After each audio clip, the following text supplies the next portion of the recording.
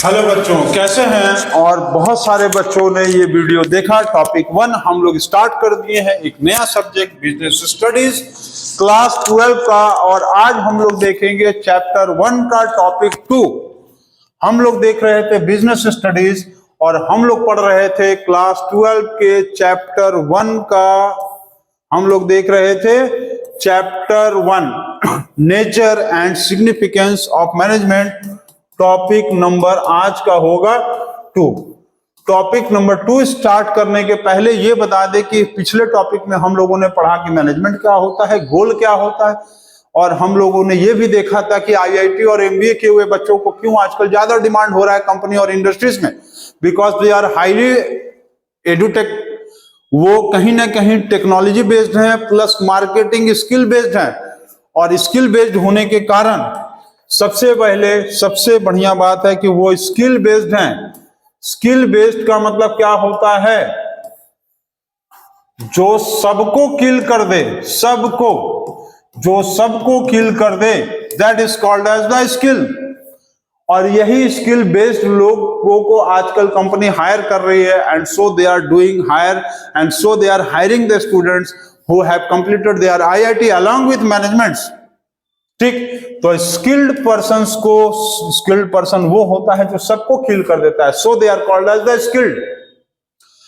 तो हम लोगों ने और ये देखा इफेक्टिवनेस क्या है, एफिशिएंट क्या है, ये सारी चीजों को देखा। हम लोगों ने कंपेयर किया कि management is an art science, management is a philosophy, management is an art and science both. इस तरह की बहुत सारी चीजों को हम लोग देखा। तो आज हम लोग स्टार्ट करते हैं chapter 1 nature and significance of management का। टॉपिक 2 स्टार्ट कर दिया जाए। और पहला टॉपिक आप लोगों को कैसा लगा था? बच्चों ने कमेंट भी किया है, कुछ बच्चों ने कमेंट किया है, और आगे भी बच्चे कमेंट करते रहेंगे, और हमारा आप एफिशिएंसी बढ़ाते रहिए। एफिशिएंसी आपके कमेंट से हम लोगों का बढ़ता रहता है। ठीक, तो अब यहां पर आ गया है एक चीज हम लोग जिसको समझेंगे, एफिशिएंसी और इफेक्टिवनेस। हम जैसे कि बताए थे कि इफेक्टिवनेस का मतलब होता है बेटर और एफिशिएंसी का मतलब होता है बेस्ट। और ये बोले थे कि बेस्ट को कोई रिप्लेस नहीं कर सकता है, बेटर को रिप्लेस किया जा सकता है। Better can be replaced but best can not be replaced, क्योंकि जो बेस्ट है वो कभी ना कभी बेटर जरूर रहा होगा, लेकिन जो बेटर है वो बेस्ट बनेगा कि नहीं बनेगा कोई गारंटी नहीं है। जैसे कि एग्जांपल पे हम बताए थे कि यदि कोई लड़का है तो उसका बाप जरूर होगा, कोई लड़का है तो उसका बाप जरूर होगा, लेकिन कोई लड़का है तो वो बाप बनेगा कि नहीं बनेगा इसकी कोई गारंटी नहीं है। चलिए वापस आ जाते हैं अपने टॉपिक पे।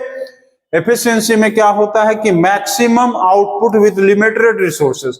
क्योंकि हम लोग इसमें रिसोर्सेज को कट करते हैं, रिसोर्सेज को हम लोग क्या करते हैं, रिसोर्सेज को कट डाउन करते हैं, कट डाउन।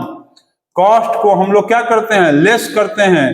कॉस्ट को इसलिए लेस किया जाता है ताकि हम लोगों को मैक्सिमम प्रॉफिट हो सके, इसीलिए तो कॉस्ट को हम लोग कम करते हैं।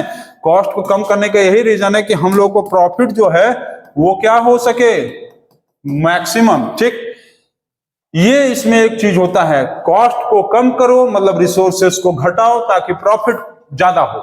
दूसरा दिया है to do the things perfectly. Perfectly का मतलब होगा कि ये हमेशा 100% होना चाहिए। 100% के पहले टॉपिक में हम जैसे आपको बताए थे, क्या बताए थे, ए और बी में, याद है ए और बी में?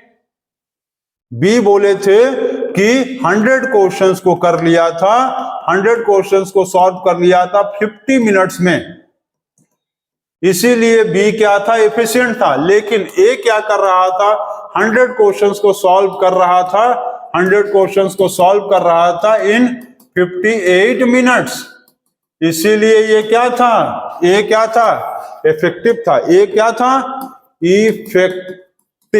ए जो है, ए के अंदर जो प्रॉपर्टी था वो इफेक्टिवनेस का था। याद है ना, ए और बी, और एक तो लोलुआ था जो एवरेज था, जो कि काम का नहीं था।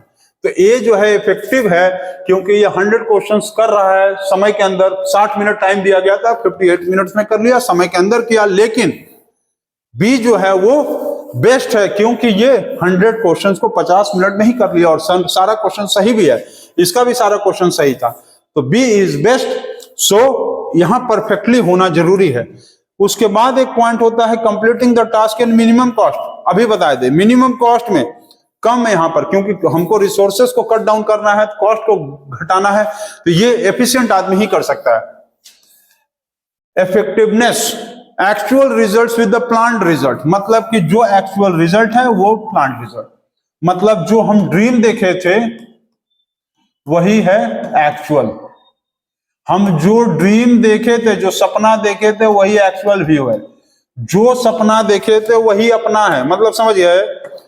इफेक्टिवनेस में ये बताया है, इफेक्टिवनेस में ये बोला कि जो सपना हमने देखा, सपना देखा, सपना को देखा नहीं, सपना को देखा नहीं, सपना देखा वही अपना देखा, अपना हुआ। मतलब जो सपना हम एक्चुअल में देखे थे कि हम जो है 1 या 2 साल बाद काम करने के बाद इस पोजीशन पे होंगे, कोई स्कूल पे कोई काम कर रहा है टीचर के तौर पे, और वो ये सोचता है कि 1 साल बाद हम प्रिंसिपल, वाइस प्रिंसिपल बनेंगे और उसके 1 साल बाद आई will be a principle of the school. और एक्चुअल में वो 1 साल बाद वाइस प्रिंसिपल और अगले 1 साल बाद प्रिंसिपल बन गया। मतलब कि उसका जो ड्रीम था वो सच में बदल गया, मतलब उसका ड्रीम जो है वो क्रीम में बदल गया। तो सपना देखा और अपना हुआ, that is called as the effectiveness. समझिए, सपना देखा और वो सपना अपना हुआ, इज कॉल्ड एज इफेक्टिवनेस। यही बताया है इसमें, सपना देखा और सपना अपना हुआ, इज कॉल्ड एज इफेक्टिवनेस। ठीक, उसके बाद एक पॉइंट दिया हुआ है, to do the perfect things. To do the perfect things, perfect things कहा है, एग्जैक्ट वही चीजों को करना जो हम सोचे थे। जैसे कि 8 घंटा काम करेंगे, डेली 100 क्वेश्चन बनाएंगे, डेली सर का लेक्चर देखेंगे, डेली प्रैक्टिस करेंगे, PYQs लगाएंगे, सारी कुछ करेंगे जो चीज सोच के गए थे। और उसके बाद जब रिजल्ट निकलेगा तो जैसा सोचे थे कि 100% तो 100 आ गया, 99 या 100 जो सोचे थे वो आ जाएगा हम लोग का। जो सोचे वही हमारा हुआ। ठीक, completing the task in the minimum time, कम समय में किसी चीज को कर लेना। सोचे थे कि हम 1 साल का सिलेबस जो है, कोई बच्चा था सोचा कि 1 साल के सिलेबस को जो है हम 8 महीने में कंप्लीट कर लेंगे, 2 महीने में रिवीजन करेंगे, 1 महीना में PYQ लगाएंगे और बाकी 1 महीने में सिर्फ फिर से रिवीजन करेंगे और लास्ट वाले टाइम में जाकर एग्जाम देकर आएंगे। And I will be a great topper of the our district या CBSE, and he will be a topper of the CBSE because he has done all the things which he have planned. जितनी चीजों को वो plan किया था वो सारी चीजों को कर दिया, मतलब कि मिनिमम समय में कर दिया, क्योंकि सिलेबस 12 महीने का वो 8 ही महीने में कंप्लीट कर दिया, तो उसको ज्यादा से ज्यादा समय मिलेगा रिवीजन का। And so he will be a perfect man. Perfect word आ गया। तो एफिशिएंसी और इफेक्टिवनेस में ये सारी चीजें हैं। चलिए, ये समझ गए, वेरी गुड। ये समझ में आया, सपना, सपना देखा, सपना अपना हुआ, इज इफेक्टिवनेस। ये मेरा थोड़ा सा भाई तरीका है बच्चों से घुलने मिलने का, ये जरूरी है। बच्चों से घुले मिलेंगे नहीं तो समझ में कैसे आएगा कि बच्चे, देखो किसी बच्चे को पढ़ाने के लिए उसके उम्र का जैसा बन जाओ। हमारा तुम प्लेलिस्ट देखोगे तो उसमें क्लास 2 को भी, 3 को भी हम साइंस पढ़ाए हैं, क्लास 5, 6, 7 को भी पढ़ाए, 9, 10 को भी पढ़ाए, 11, 12 को भी पढ़ाए। आप जिस क्लास को पढ़ा रहे हो या जिस सोसाइटी में जा रहे हो उसके जैसा बन जाओ। क्यों? नहीं तो आप मार दिए जाओगे। जैसे गिरगिट जो है पेड़ पे चिपका रहता है तो पेड़ के कलर का हो जाता है, पत्ते में छिपा रहेगा तो पत्ते के कलर का हो जाएगा, बालू में रहेगा तो बालू के कलर का हो जाएगा, तभी वो बच पाता है। Otherwise he will be killed by stone by the boy. एक पत्थर कोई लड़का मार देगा, मर जाएगा। तो आपको जहां पर जाओगे उसी के हिसाब से आपको ढलना पड़ेगा। And then you are efficient plus efficient और इफेक्टिवनेस, तभी आप अच्छे कहलाएंगे। ठीक है, तो आपको गिरगिट नहीं कहा जा रहा कि बनने के लिए, आपको ये कहा जा रहा है कि जैसा सिचुएशन मिले उस सिचुएशन के हिसाब से अपने आप को ढाल लो, और नहीं तो फिर आप ढल जाओगे। ठीक, जो अपने आप को नहीं ढालता है वो ढल जाता है। तो कैरेक्टरिस्टिक्स ऑफ मैनेजमेंट। अब मैनेजमेंट की विशेषताओं के बारे में हम पढ़ेंगे। लक्षण, गुण, विशेषता। जैसे कि अच्छे टीचर का विशेषता, सिर्फ पढ़ाएगा, सिर्फ पढ़ाएगा, सिर्फ पढ़ाएगा।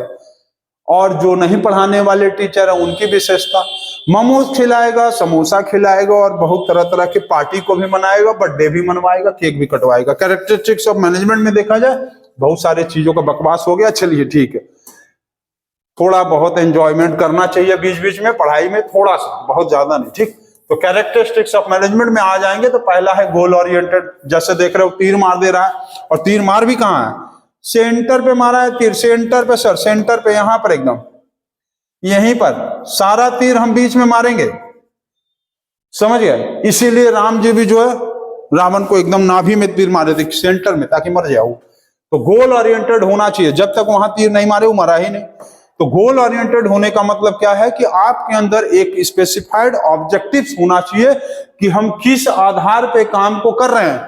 जैसे कि एग्जांपल के तौर पे अभी हम आपको पढ़ा रहे हैं यूट्यूब पे, आप हमारा ये वीडियो यूट्यूब पे देख रहे हैं, तो मेरा क्या गोल है, माई गोल, मेरा गोल ये होना चाहिए, जैसे मेरा जो गोल है हम आपको बताते हैं कि यदि हमारा स्कूल है तो स्टूडेंट्स भी होंगे, तो स्टूडेंट्स होंगे तो कहीं ना कहीं स्टूडेंट्स कुछ एब्सेंट भी करते हैं, कुछ बच्चे एब्सेंट करते हैं। प्रैक्टिकल लाइफ से एग्जांपल समझोगे तो बहुत आसानी से समझ में आएगा, कुछ बच्चे एब्सेंट भी करते हैं। अब जो बच्चे एब्सेंट कर रहे हैं, सम स्टूडेंट्स एब्सेंट करते हैं, सम स्टूडेंट्स वो क्या करते हैं कि डेली कोई बच्चा एब्सेंट करता ही है, वो हर स्कूल में होता है, स्कूल सम स्टूडेंट्स एब्सेंट, ठीक है। कुछ बच्चे जो है वो डेली एब्सेंट करते हैं, तो उनका टॉपिक तो छूट जाएगा। अब उनका टॉपिक ना छूटे, दूसरी चीज है कि कुछ बच्चे बाहर हैं जो हमको दूसरे जगह से देख रहे हैं, तो कहीं ना कहीं वो उनके टच में हम कैसे रहेंगे। तो हम क्या करेंगे कि डिजिटल लाइब्रेरी बनाने की सोच लिए, डिजिटल लाइब्रेरी। अब डिजिटल लाइब्रेरी में क्या होता है कि एक तो लाइब्रेरी खुल गया है जहां पर बच्चे जा रहे हैं साइकिल लेकर और नेट पर टिलिंग बिलिंग ब्लिंग कर रहे हैं, तो वो नहीं, वो डिजिटल लाइब्रेरी का मतलब होगा फुल कंटेंट, हमारा full content of syllabus of every class, of class मान लो हम सोच लिए कि 6 से 12 तक का हर सब्जेक्ट का हमको कंटेंट डालना है अपने डिजिटल लाइब्रेरी के कंटेंट में। तो हमने क्या किया, YouTube पे एक चैनल बनाकर सारे क्लास के सब्जेक्ट्स को जो जो हम पढ़ा रहे हैं वो एक कंटेंट डालना शुरू कर दिए। अब वो हर साल के लिए रिकॉर्ड हो गया, मेरा भी थोड़ा मेहनत कम होगा कि एक बार पढ़ा दिए, बच्चे उसको घर पे चाहे जाकर कितने बार भी देखे। अभी ये चैप्टर अभी हम आपको पढ़ा रहे हैं और ये चैप्टर आपको मान के चलो कि 6 महीने बाद याद पड़ा कि हमको 6 महीने बाद सर क्या पढ़ाए थे, थोड़ा हम समझ लें। तो 6 महीने बाद क्या करोगे कि ये सारी चीजों को आप फिर से रिवाइज करके देख लोगे।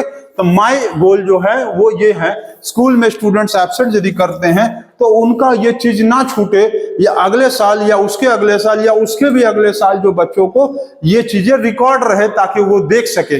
और दूसरा एम ये है कि कुछ जैसे होता है कि गार्जियंस के अंदर एक मेंटेलिटी आ गई है कि स्कूलों में पढ़ाई नहीं हो रही है, स्कूलों में पढ़ाई नहीं हो रही है, तो वो ये सारे कंटेंट्स को देख के ये क्लियर कर सके कि स्कूल में एक्चुअल में कौन से स्कूल में पढ़ाई हो रही है। और क्योंकि यूनिवर्सल आज के टाइम में यूनिवर्सल ऑनलाइन चीजें चल रही है, तो अपने आप को भी अपडेट करने का भी मेरा गोल है ताकि हम अपने आप को अपडेट कर सके। नहीं तो हम क्या होंगे, आउटडेटेड हो जाएंगे। आउटडेटेड का मतलब है कि कहीं ना कहीं हम अपने आप को आउट ऑफ स्टॉक पाएंगे, हम अपने आपको मार्केट से बाहर कर लेंगे।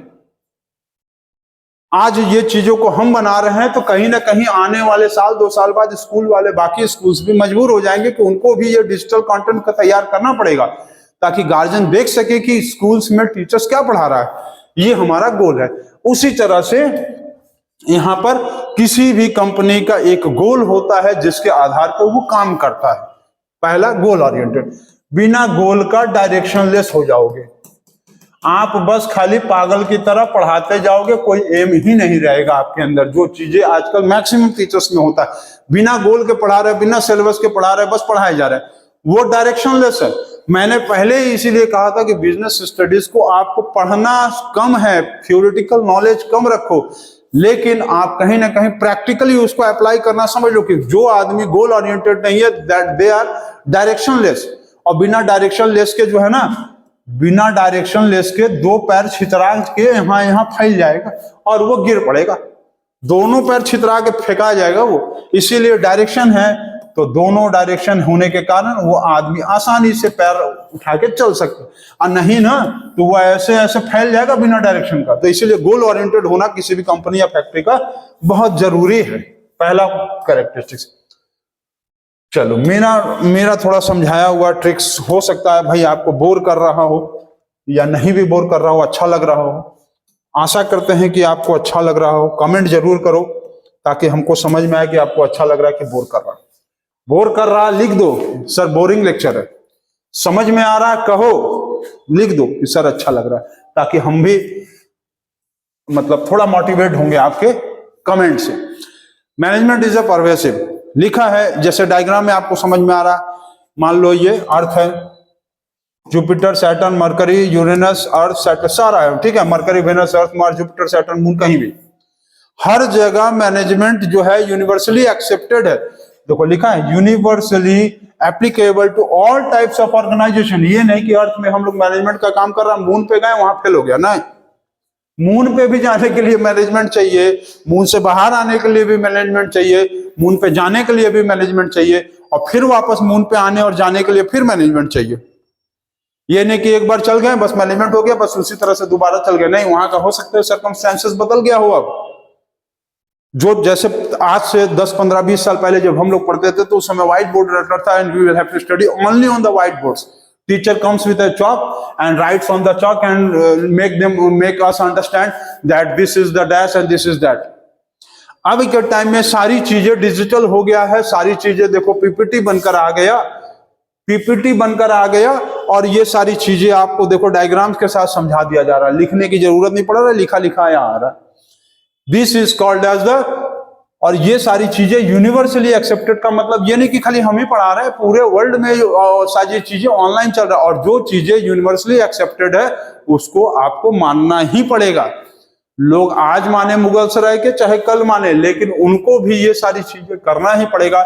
इसीलिए लिखा है कि मैनेजमेंट इज परवेसिव, हर जगह काम करता है। जो मैनेजमेंट का रूल मैं मुगल सराय में काम करेगा, वही मैनेजमेंट का रूल जाकर बिहार में काम करेगा, वही मैनेजमेंट का रूल जाके यूएसए में काम करेगा। ऐसा नहीं है कि यूएसए में किसी चीज का हम यहाँ पर कॉस्ट बढ़ा देंगे तो हमारा प्रॉफिट जो होगा वो क्या होगा, लेस होगा, ठीक, प्रॉफिट हमारा लेस होगा। ये मान लो बिहार में लगा ये रूल, बिहार में रूल लगा कि हम किसी चीज का दाम बढ़ा दिए तो हमारा प्रॉफिट कम हो गया, और यही रूल होता है कि किसी चीज का दाम हम यदि घटाएंगे तो हमारा प्रॉफिट क्या होगा, हमारा प्रॉफिट क्या होगा, मैक्सिमम होगा। तो ये रूल हमारा कहाँ काम कर रहा है, बिहार में ना, यही रूल काम कर रहा है। दाम को घटा रहे हैं तो प्रॉफिट कम हो रहा है, दाम घटा रहे हैं, सॉरी दाम बढ़ा रहे हैं, दाम बढ़ा रहे हैं तो प्रॉफिट कम, दाम घटा रहे हैं तो प्रॉफिट ज्यादा। ये रूल बिहार में काम किया, तो क्या ये रूल अमेरिका में काम करेगा? अरे अमेरिका क्या, पूरे वर्ल्ड के कहीं भी जाएंगे तो ये रूल काम करेगा। यदि दाम को बढ़ा देंगे ना तो प्रॉफिट कम हो जाएगा हमारा, और दाम को यदि घटा देंगे तो प्रॉफिट ज्यादा हो जाएगा। ये बिहार से क्या कहीं भी काम करेगा, पूरे वर्ल्ड में, पूरे यूनिवर्स में कहीं भी काम करेगा। तो इसीलिए कहा गया है कि जो मैनेजमेंट का रूल है वो परवेसिव है। ठीक, आपको हम एक चीज समझा दें, बिहार का फुल फॉर्म, थोड़ा चलते चलते हमको फुल फॉर्म देखने के बाद ना बहुत ज्यादा अचानक से कुछ इच्छा आ जाता है अंदर से। बिहार का फुल फॉर्म थोड़ा समझ लें आज। बेहतर इंडिया है और रहेगा। क्या बोले? बेहतर इंडिया है और रहेगा, या बेस्ट इंडिया है और रहेगा। तो अपना इंडिया हमेशा बेस्ट था, इंडिया बेस्ट है और इंडिया बेस्ट रहेगा, इसीलिए कहा गया बेहतर या बेस्ट इंडिया है और रहेगा। तो क्योंकि बिना बिहार के आप इंडिया को बेस्ट या बेहतर सोच ही नहीं सकते हो, क्योंकि ऑल ग्रेट मैथमेटिशियन, साइंटिस्ट बहुत सारे, और इंडिया के सबसे पहले जो है प्रेसिडेंट भी बिहार से आए हैं। ठीक, तो बहुत बड़े बड़े ओनर बिहार से भी आए हैं। तो इसीलिए बेहतर इंडिया है और रहेगा, बेस्ट इंडिया है और रहेगा। चलिए, आपको यह समझा दिया मैनेजमेंट इज परवेसिव। अब इसके बाद हम समझते हैं topic management is multi dimensional. तो अब थर्ड टॉपिक हम लोग समझेंगे, management is multi dimensional. Multi dimensional मतलब क्या होता है? मल्टी डायमेंशनल का मतलब आप ऐसे पहले समझो, कोई भी चीज है, कोई मान लो यहां पर कोई एक मान लो मैन है, मैन वोमेन कुछ भी मान लो, खाली मैन कहेंगे तो कुछ लोग गुस्सा आ जाएंगे कि सर वोमेन भी तो होते हैं, कुछ मैन या वोमेन कोई भी मान लो। अब ये जो है एक आर्टिस्ट भी है, ये इसके अंदर म्यूजिशियन का भी प्रॉपर्टी है, म्यूजिशियन मतलब म्यूजिशियन की भी क्वालिटी है, इसके अंदर जो है मैनेजमेंट की भी क्वालिटी है, इसके अंदर ये है बेस्ट पेरेंट्स की भी प्रॉपर्टी है, इसके अंदर मान लेते हैं बेस्ट यूट्यूबर भी है, ये मान लो, ठीक है, ये एक बेस्ट टीचर भी है। तो ये कहने का मतलब है कि इसी एक इंसान के अंदर, मैन या वुमेन के अंदर बहुत सारी चीजें पाए जा रहा है। जैसे कि मोनालिसा की पेंटिंग को जो पेंट किए थे Leonardo da Vinci, he was a multi dimensional, multi talented man, बोलते हैं ना मल्टी टैलेंटेड। इस तरह का जो आदमी है, इस तरह के आदमी को हम क्या कहते हैं? Multi talented. मल्टी टैलेंटेड क्यों है? क्योंकि एक ही आदमी के अंदर बहुत सारी प्रॉपर्टी पाया जा रहा है, बहुत सारा गुण है उसके अंदर। तो जैसे बहुत सारे लोग ना डरते हैं कि अरे यार तुमको क्या क्या आता है, तुमको ड्राइंग भी आता है, तुम मैथ भी बढ़िया हो, तुम्हारा हिस्ट्री भी बढ़िया, तुम्हारा स्पीच भी तुम बहुत बढ़िया देते, तुम यूट्यूब पे वीडियो भी बहुत बढ़िया बनाते हो, तुम्हारा फोटो भी बहुत बढ़िया आता है, तुमको सब लोग जो है पसंद करते हैं, तो this called as the multi talented person. इसी तरह से लिखा है कि मैनेजमेंट इज, इसी तरह से लिखा है कि management is multi dimensional. Multi dimensional का मतलब management of work, management of people और मैनेजमेंट ऑफ ऑपरेशंस। अब देखो मैनेजमेंट ऑफ वर्क का मतलब क्या है? मैनेजमेंट ऑफ वर्क अभी, अच्छा इसको अभी एक्सप्लेनेशन यहां पर देखो आएगा, अच्छा नहीं है, चलो यहां पर हम समझाते हैं। Management of work, management of work का मतलब है कि मैनेजमेंट कहां काम कर सकता है? वर्क में। मैनेजमेंट ऑफ वर्क का मतलब है कि जैसे कि टीचर है, कोई टीचर, जैसे डायग्राम में आप तुम देख रहे हो टीचर है, ये इसका पढ़ाने का जो स्टाइल है, टीचिंग स्टाइल है, टीचिंग स्टाइल बहुत प्रैक्टिकल है, प्रैक्टिकल। अब ये क्या कर रही है कि ये अपने आप को और अपने क्लास को इस तरह से मैनेज की है कि मंडे को 4 बच्चे आएंगे और वो जो है किसी टॉपिक को पहले समझाएंगे और वो ये चेक करेगी कि अब ये बच्चे जो है कितना % तैयार हैं किसी टॉपिक को समझाने के लिए। वो देख रही है कि बच्चे जो है 50-60% चीजों को आसानी से समझा दे रहे हैं।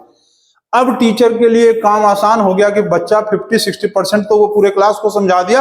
अब टीचर के लिए काम ये आसान हो गया कि सिर्फ 40% उसको बाकी जो चीजें थी समझाना पड़ेगा, और प्लस कहीं ना कहीं उसके बच्चे के अंदर, उसके स्कूल के जो क्लास के बच्चे हैं उनके अंदर एक मेथोडोलॉजी उनके अंदर डेवलप हो रहा है अच्छी चीजों को, किसी भी चीज को समझाने का। और कोई भी स्टूडेंट यदि कोई चीज को सीख रहा है और वो किसी को समझा ले रहा है, देन टीचर का काम मान के चलो परफेक्ट है। यदि उसके क्लास के बच्चे यदि किसी दूसरे बच्चे को आसानी से किसी चीज को समझा ले रहे हैं ना, तो कहीं ना कहीं टीचर का यह क्वालिटी है कि वो उस तरह से उसको पढ़ा रही थी, तभी वो आसानी से किसी चीज को समझा लिया। अब ये है इसका मैनेजमेंट ऑफ वर्क, अपने काम को आसान कर ली। अब दूसरे दिन दूसरे 4 बच्चे आए, उस टॉपिक को फिर समझा ले रहा। अब उसके बाद टीचर का 50-60% तक काम ऐसे ही कम हो गया।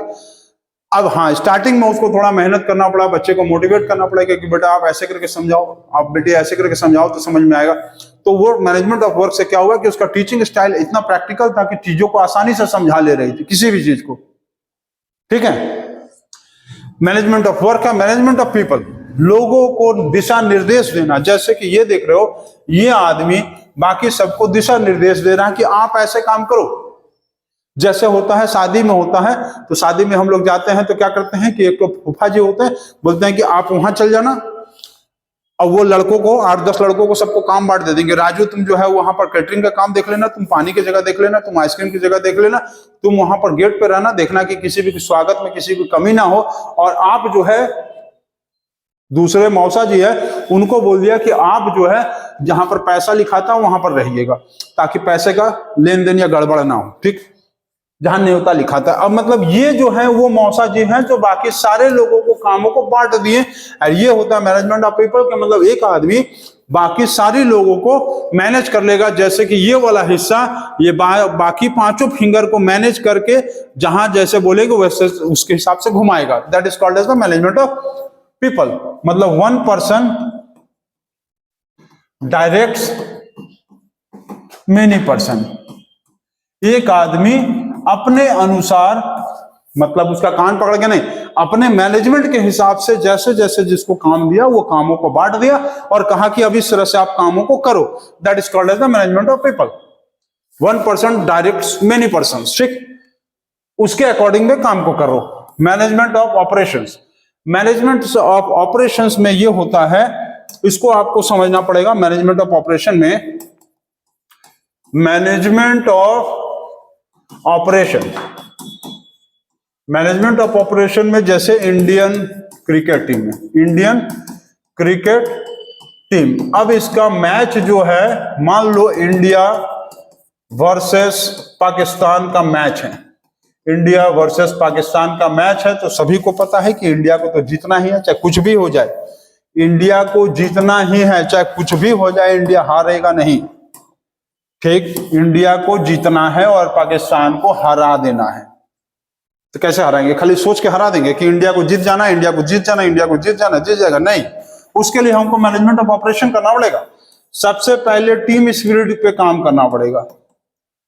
टीम स्पिरिट का मतलब होता है कि सारे टीम को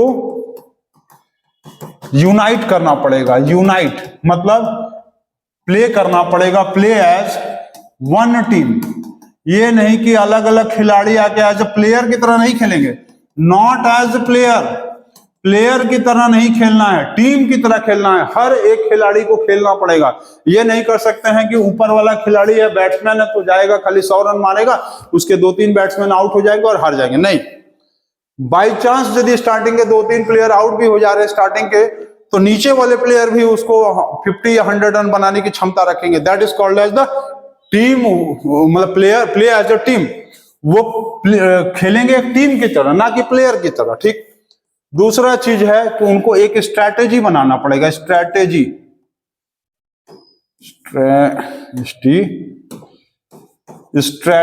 बनाना पड़ेगा, स्ट्रैटेजी प्लान बनाना पड़ेगा। स्ट्रैटेजी प्लान का मतलब है कि 2-3 प्लान लेके चलना पड़ेगा कि यदि स्टार्टिंग की टीम, स्टार्टिंग के बैट्समैन यदि आउट हो गए तो बीच वाले बैट्समैन को क्या हम प्लान देंगे ताकि वो भी रन को बना सके। या तो मान लो स्टार्टिंग वाले जो प्लेयर हैं बहुत अच्छा रन कर गए हैं, अच्छा प्ले कर रहे हैं, मान लो स्टार्टिंग के 2 प्लेयर जो है 100 रन बना दिए, तो नीचे वाले प्लेयर्स फिर उसी हिसाब से यदि मान लो आउट होते हैं तो कैसे कैसे करेंगे सब। मतलब एक स्ट्रैटेजी प्लान देंगे कि आपको पूरी बैटिंग या पूरी बॉलिंग कैसे करनी है। दूसरी चीज लास्ट ओवर्स का जो बॉलिंग होगा वो हम लोग किससे करवाएंगे, कौन बॉल करेगा, ताकि लास्ट ओवर्स में मैच को जीतने और हारने का बॉल या बैट, लास्ट ओवर्स का बॉल या बैट कौन करेगा, ताकि लास्ट ओवर्स पे मैच डिसाइड होता है। और भी इसी तरह से बहुत सारे प्लान्स होते हैं। और सबसे इंपॉर्टेंट चीज है कि एक्ट अकॉर्डिंग टू कैप्टन, मतलब सबसे इंपॉर्टेंट चीज एक्ट अकॉर्डिंग टू कैप्टन। हम लोगों को जो भी टीम में खेल रहा हो वो सब प्लेयर को all players must act to captain.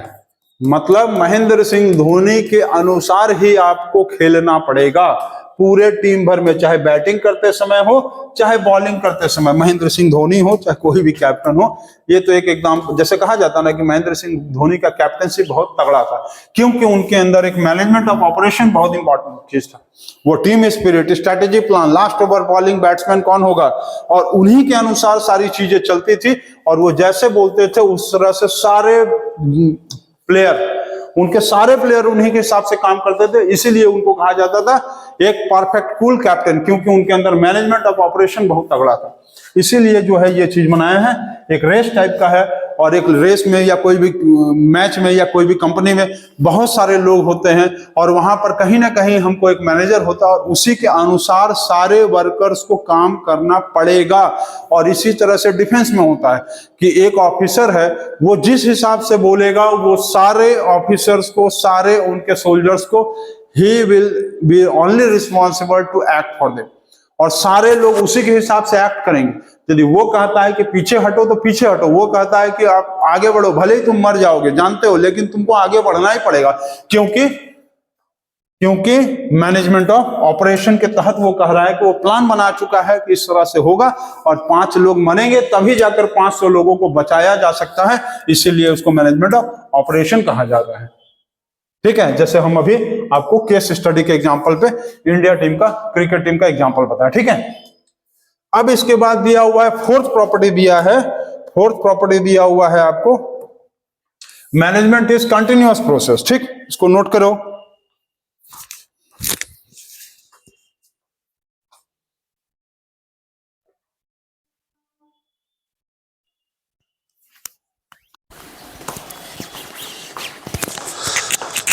क्या दिया हुआ है, management is A continuous process. Continuous मतलब लगातार चलने वाली चीज। लगातार चलने वाली चीज का मतलब क्या है, जैसे कि ये आप डायग्राम में देख रहे हो, कोई चीज जैसे गोल गोल घूम रहा है, ऐसे घूमा, ऐसे घूमा, ये ऐसे घूमा, ये ऐसे घूमा, कहीं रुका, कहीं रुका, कहीं आपको लग रहा है कि ऐसे ऐसे घूम रहा है तो रुक रहा नहीं, क्योंकि ये कंटिन्यूअस प्रोसेस है, ये चलता ही जाएगा।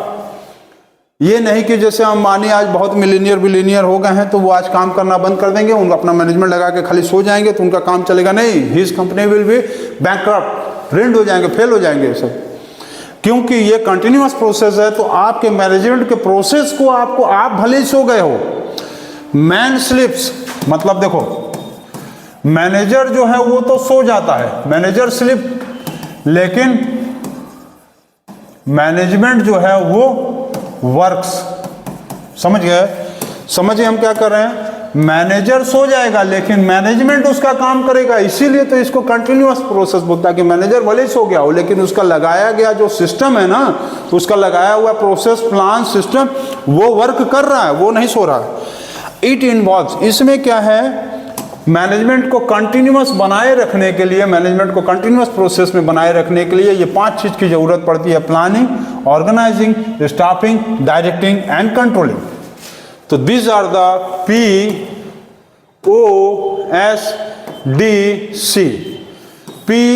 POSDC, ठीक है, POSDC, planning, organising, staffing, directing, controlling. Planning, organising, staffing, directing, controlling, तो ये है, पॉइंट्स नहीं लिख लेंगे, हाँ ठीक है, समझिए, planning, organising, staffing, directing, controlling, these are all the 5 activities and these are all the 5 characteristics and activities which are to be performed in the management to make the management as a continuous process। आपको management को continuous process बनाए रखने के लिए, आप यदि चाहते हैं कि मैनेजर सो जाए लेकिन मैनेजमेंट उसका काम करते रहे, तो इस मैनेजमेंट में ये 5 चीज आपको अप्लाई करना पड़ेगा, POSDC, planning, organising, staffing, directing and controlling.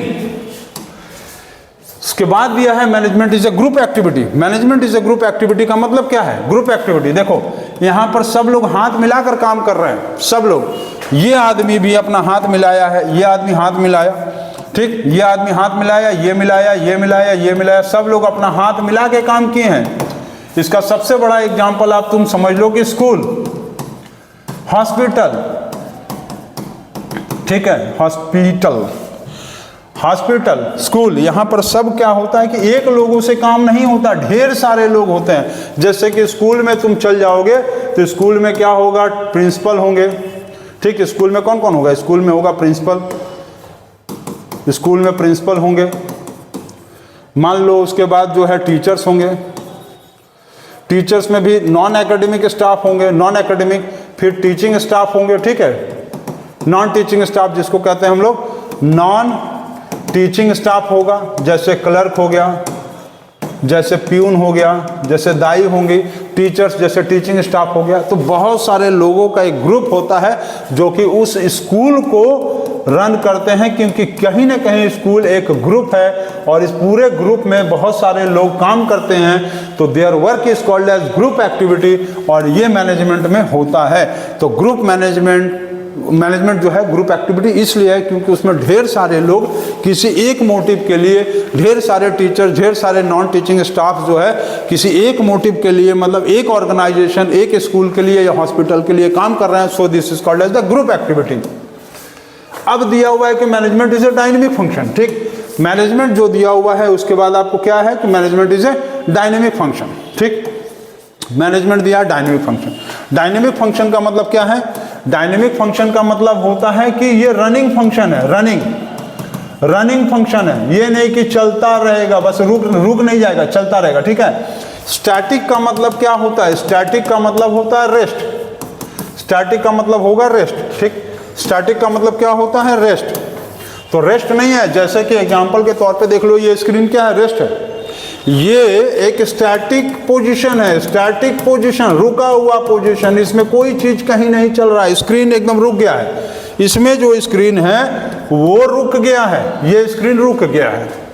Static position, screen जो है, स्क्रीन स्टॉप हो गया है, मतलब स्टैटिक पोजीशन पे है।